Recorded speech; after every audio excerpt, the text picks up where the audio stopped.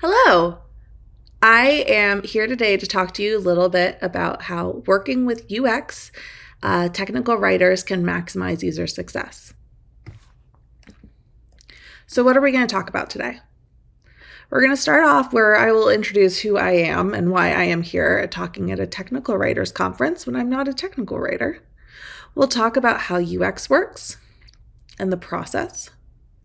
And then I have 3 collaboration examples to share with you. And then we'll finish up by talking a little bit about measuring your success and showing everyone how great you are at collaborating with UX. So let's start. So this is me. I'm Katie Riker. I've got 12 plus years in B2B enterprise UX for highly technical products. For example, I'm currently at Red Hat working on Red Hat Enterprise Linux. I don't think it gets much more technical than that. And for the first 10 years of my career, I had never worked with a tech writer. Not once, never even crossed my mind. I didn't think that tech writers were a resource that I could access as UX, and no one ever reached out to me. Until one day, someone did. I was on a new product, on a new team. I had done a couple designs, a couple mock-ups, and the tech writer on the team reached out and asked, "How can I help?" Mind-blowing. This had never occurred to me. This had never been something we knew how to do. And she was also kind of just figuring it out with me. So together what we did was we collaborated on standard documentation access throughout our UI, the technical descriptions we had in the UI, and the various tooltips. And working with this technical writer, it was just like, great. This is awesome. We're getting so much more done on the stuff that I found really difficult, the technical precision writing to communicate, because the two of us were working together. So that's why I'm here. And because we all, in our jobs, really want to do good work. We want to look good while we do that work, and we want to go home on time. And what this means is we want to provide value to our users. We want everyone we work with, our management, our coworkers, to see the value that we're providing. And we want to not waste our time doing stuff that's not valuable, so we can all go home on time and live the life outside of work that we really love. So before I talk about the examples of how you guys can collaborate with UX, I'll give you a little overview about how UX works. UX, user experience, has a unique location in the product development. We have product management over here, engineering over here, and user experience is responsible for translating the requirements that product management writes into things that engineering can build. We're primarily focused on front-end interactions, the stuff that users are interacting with.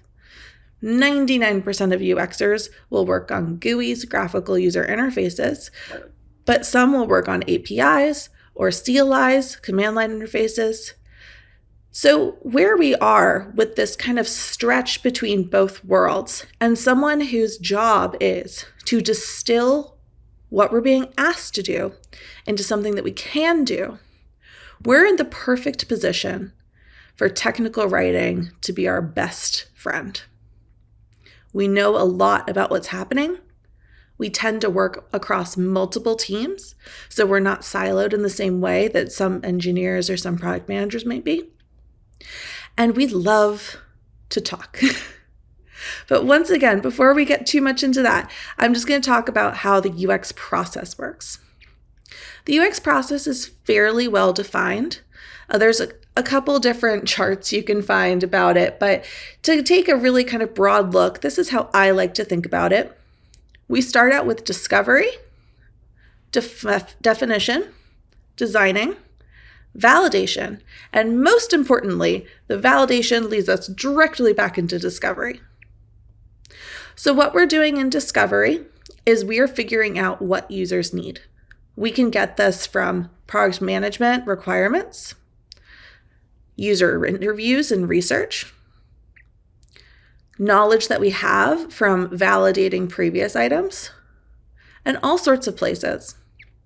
And we take all of this information, so much information, and we put this together into a definition. When we get to definitions, we're distilling everything we know down into something that's more consumable that we can go ahead and use for our next step to figure out what problems we're solving and how we're going to solve them. So in this definition stage, we usually have figured out the problem, and now we're figuring out how to define it. We'll do things like journey maps, user personas. This is generally when product management will do requirements and such. Then we get over to the design phase. The design phase is probably what UX is most known for. This is where we make the mock-ups, the pretty pictures, the actual definition of interactions and things that we take over to engineering and they implement. And then we validate. We do usability tests where we will test our actual interactions with as close to our target user as possible and see if they work. We'll also do follow-ups after a product is developed and maybe implemented and out in the world to see if it's fitting what people want. I'm going to talk a little bit about some of the metrics we look at in UX as part of this validate step and how you can use them in technical writing later. But for now, we'll just look at these. And at each stage of this process, we create a lot of artifacts. We do the user research, which comes out in reports. We do user personas, which are distilled information, journey maps, mock-ups. The mock-ups lead to prototypes, and finally the usability tests and the results from those. And these are all artifacts that we create as part of our process that are available for you to use, which leads us really nicely into the collaboration. So the 3 examples I'm going to talk about today is the know before you go, use UX to get early access to planned features and artifacts. You're good with words, right? Assisting in UI writing. And help you help yourself. Helping write in-application help and interactions so people don't even have to go to documentation, not to take away your jobs. So let's start with know before you go. I just had this up, so I'm pulling it up again, because these are the artifacts that we're creating that you can find useful. So let's drill into these. The first one's user research. As I said, it's research done by the UX team to identify key needs and pain points for our target users. Sometimes this is done with PM, sometimes this is done separately, sometimes it's a combination of those two. But either way, they can tend to inform product direction or the direction something takes after a problem's been defined. Some keywords you might hear when we talk about user research is top tasks, the identification of what are the most important things for users to do. Competitive analysis, which is, as you can probably guess, analysis of competitors. Generative interviews, which is when we talk to target users to kind of generate a lot of ideas and really have open-ended conversations with them. And then outcome analysis, where we have hypotheses and we try to validate those before we've built a single thing. User research is also usability testing, but I'm going to talk about that later. From that, you can learn a lot about the audience of a product or feature, as well as the pain points and key needs of these users. But these reports tend to be very long and detailed, and maybe not everyone has time to read through all of that, which is why, as part of our process, UX creates user personas. These are definitions of the target users distilled down from all of that user research we did, and it identifies key needs and tasks that we pull out a little bit so everyone can find them. So you're going to learn a lot of the same things, such as the audience and the pain points, but this is a simpler way to look at it. What I like to recommend for people is they start with personas and then they go to the research reports to see anything they'd like more information on. The next artifact I'm going to talk about is journey maps. So these are diagrams of the user's path through one feature, multiple features, an entire product, an entire life to achieve their goal. They can be really high level, which is low fidelity, or very detailed, which is high fidelity. They can sometimes include user thoughts and emotions, but it's not required. Here I've got two examples. The top one is a low fidelity journey map, which you can see because it's pretty kind of high level. It talks really on a broad level, like the basic interactions a user's doing. They're connecting, configuring, building, monitoring, patching. There are a lot of steps within each of those. We talk a little bit about kind of the key things they do, maybe some of the things that we expect them to be thinking at these stages, things about that they're feeling and their concerns, the moments that matter, the things that we really need to nail to make these things good. And as I've blurred out, the opportunities that we've got in our brainstorming. The one on the bottom is a little bit more high fidelity, but a lot less pretty, as you can tell. This one goes into detail and takes, for example, one of those things we had above, like configure their settings, and really details every single thing the user is going to be doing as part of this process. It is really detailed. And from these, you can learn the workflow that's expected for any feature or product. And you can also start to get an idea of the documentation need. Is it high, medium, low? Now we're into mockups and prototypes. This is where we spend a lot of our time. These are the deliverables to PM and engineering that illustrate how interactions work, how the screen should be arranged, how users will use it, really everything about the UI that someone's going to interact with. They can be high or low fidelity as well. A higher fidelity is more pixel perfect, as we call it, and it looks exactly like it will look. Something more low fidelity is something like a wireframe I'm showing in this example, where it's really just boxes saying like, we'll put the name here, we'll put like maybe a picture here, it'll be fine. Prototypes can either be made of mockups or code. And from these, you can learn exactly how every interaction is supposed to work before it's coded up by engineering. And we deliver these all the time. The last thing I wanted to talk about was usability tests. So this is a method of testing interactions with users to, well, make sure they're usable. Can they complete the tasks that we put ahead of them? We generally do these with mocks or prototypes, or we'll do it with implemented code after that's done. And these consist of two parts. One is the script, one is the result. So the script is really interesting, even though it's not the final part of this usability test, because it will describe out the interactions and the information we expect users to have at every step of the way. Results will indicate more about where a user is going to need more help. Things that are difficult, things that were not immediately clear. In a lot of our usability test reports, we'll be like, oh, we had to give extra information, XYZ, in this area for people to successfully complete the task. Cool, we should document that. We should have it in our documentation. We should have it in our UI. We should make sure that people know about that.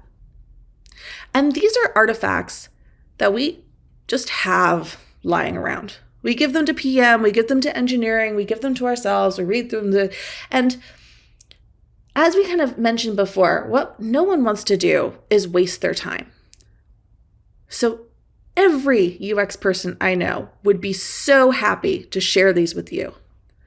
All you have to do is ask. We love talking about our stuff. So if you want to hear more about what is happening in the product, get this information. UX designers are a really good person to talk to because we've already focused on distilling information for ourselves, for engineering, into consumable formats. But that's not the only way you can collaborate with UX. Let's talk about some more hands-on ways to collaborate. This first part, just reading the artifacts, is very reactive. We've already created something and we're like, oh yeah, we'll share it with you.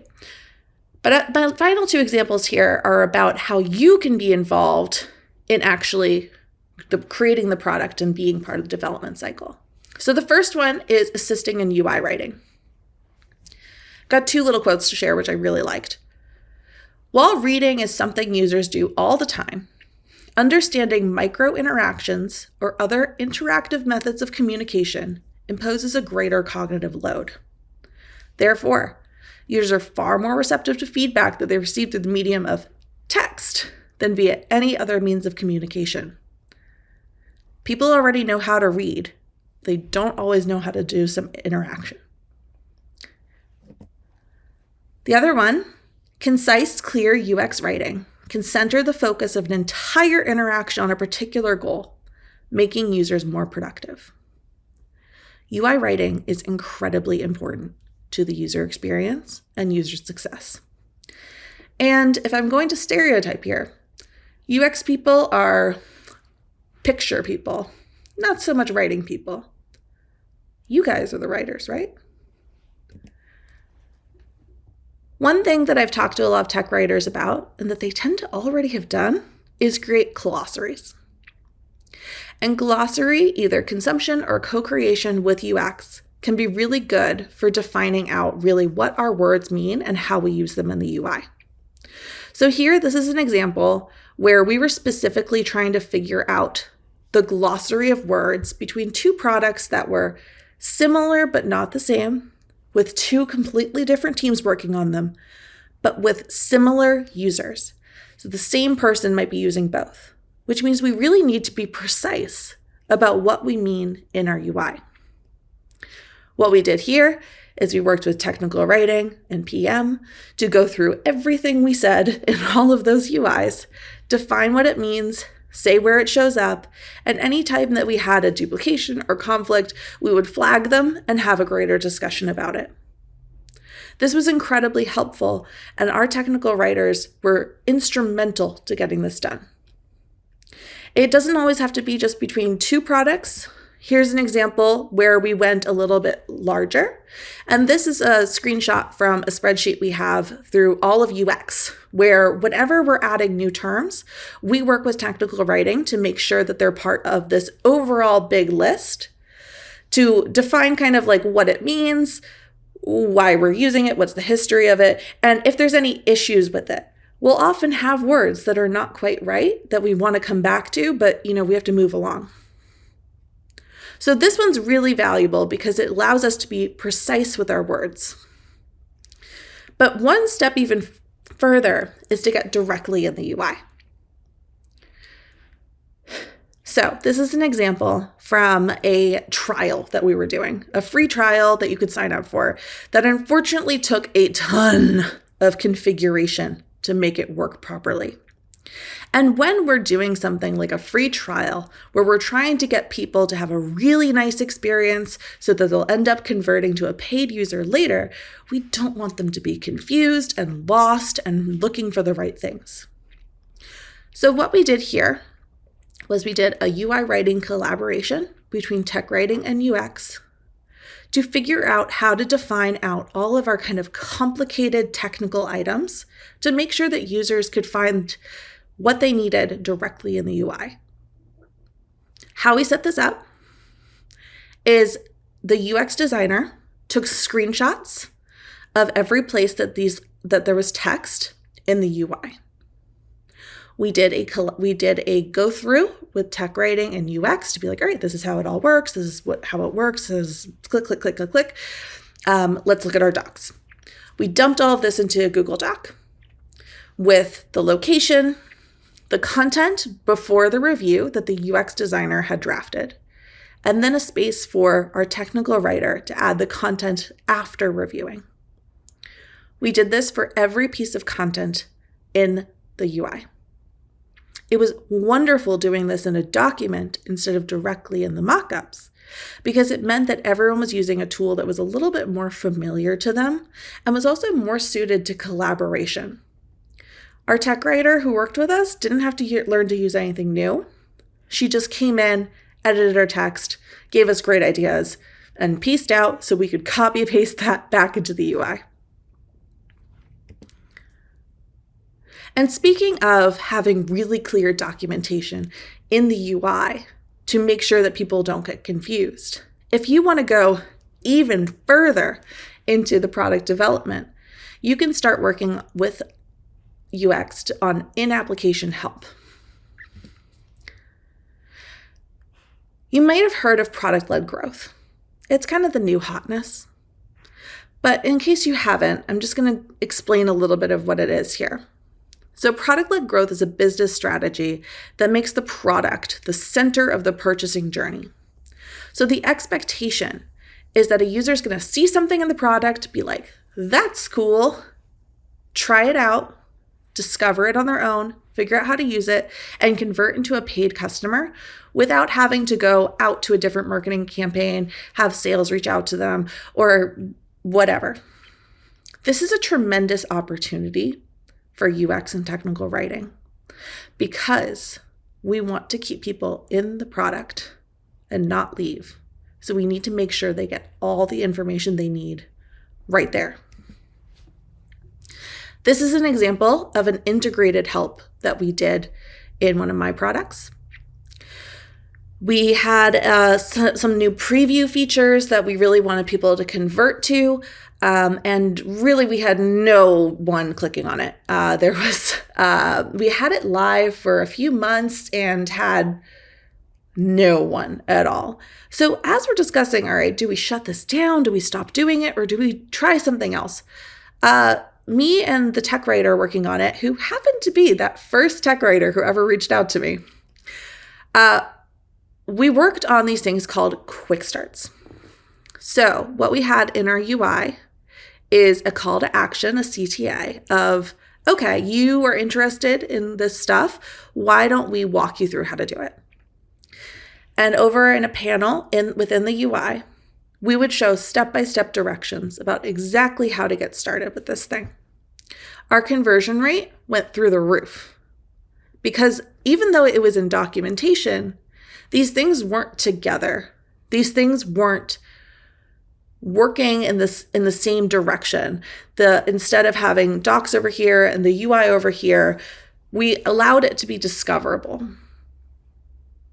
So working on this integrated help is also really good because what our tech writer did was she took a lot of the work we had already done for here and used that as the basis for updated documentation in the future. So speaking of our conversions going through the roof, I want to talk about measuring your success when you're working with UX. Metrics are hard. I think we all know this, and I think someone else is talking about metrics later in this conference. But I'm going to talk a little bit about how UX measures our metrics because we have a hard time proving our worth. A lot of times it's hard to say, well, it's easier to use, sort of. It's kind of a difficult thing to say. It's not some sort of quantitative, it's up or down, it's, live or not. So the way that we try to measure our user experience is primarily through user satisfaction.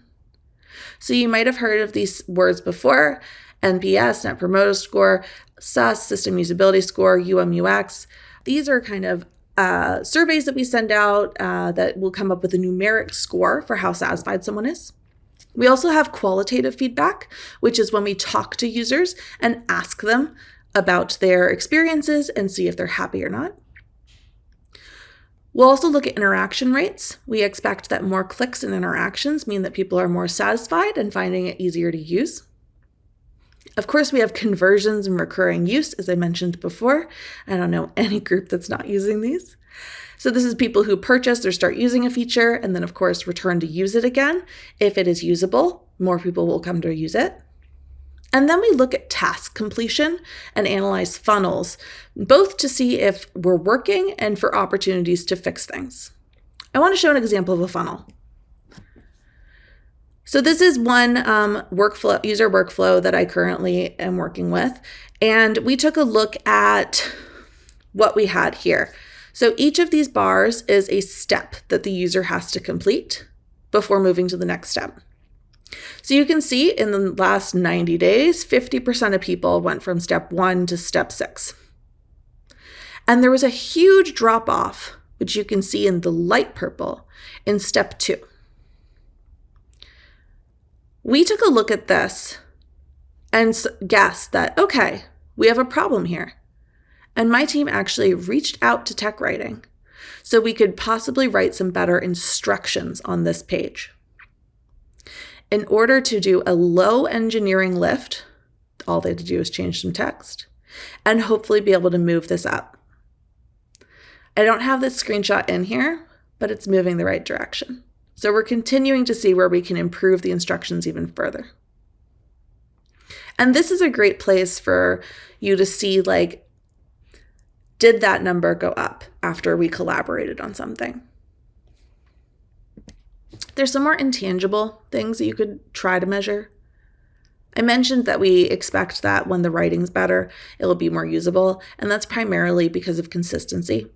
Consistency in terms and experience in the text can lead to higher user satisfaction, and we hear this a lot qualitatively. And also, we would hope that the time to update docs goes down with more collaboration with UX.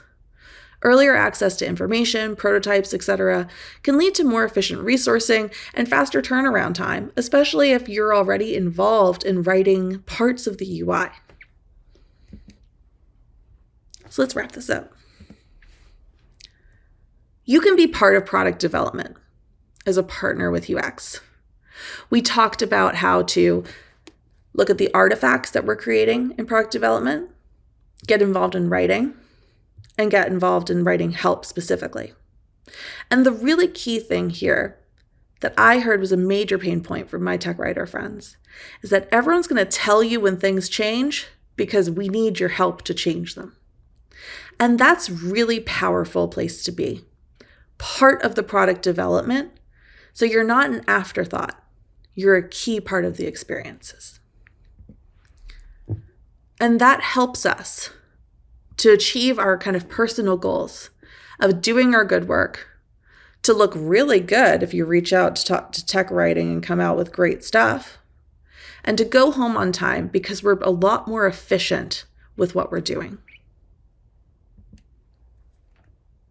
To sum it up, UX can be an excellent partner to technical writing to get your exposure and influence on product.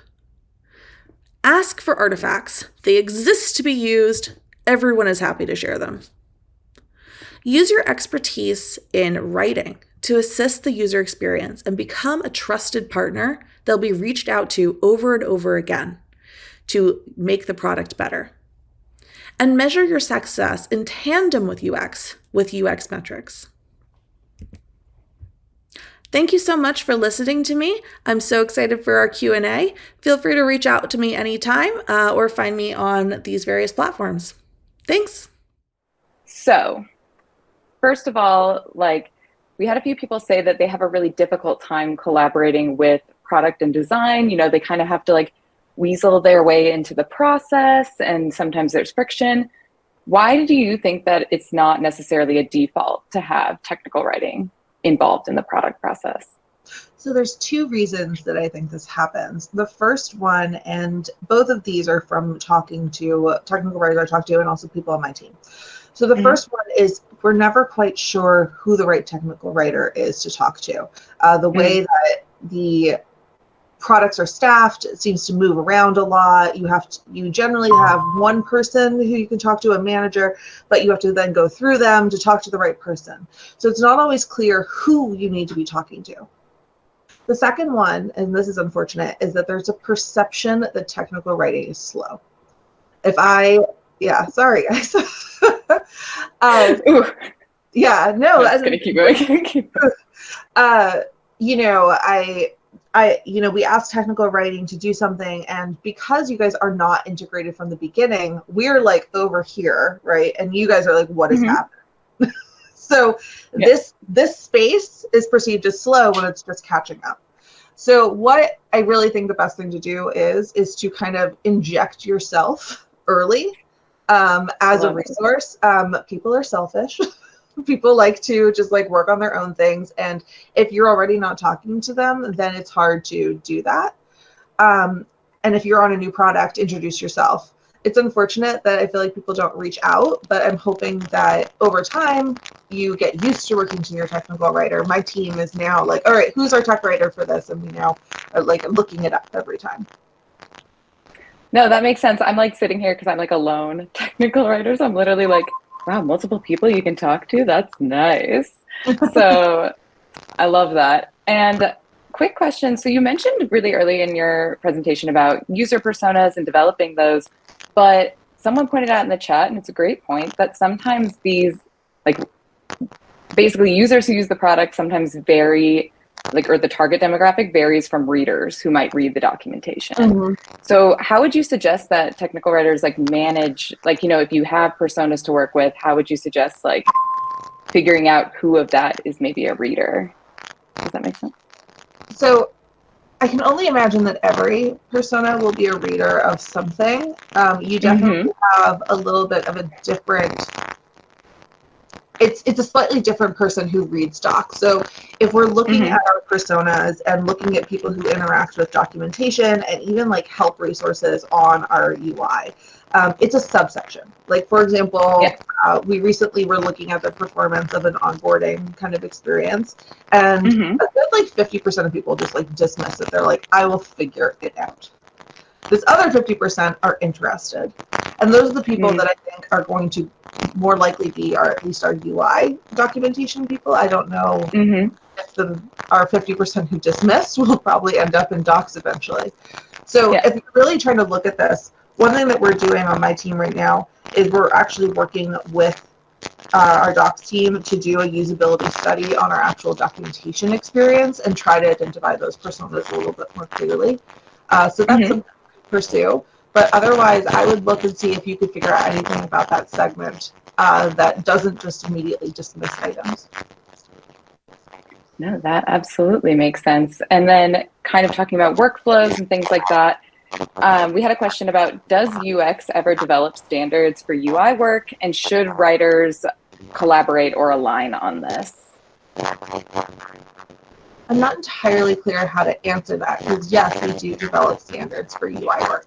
We have. I can twist. Oh, please. Go ahead, twist it up. Oh, I was going to say I can kind of twist it in maybe a selfish direction, which is, how closely maybe should the docs UI like mimic maybe the main product, or kind of where do you think that alignment should happen with like the actual UI of the documentation site? All right, so how close should the documentation site mimic the UI of your actual experience? I don't think it has to at all.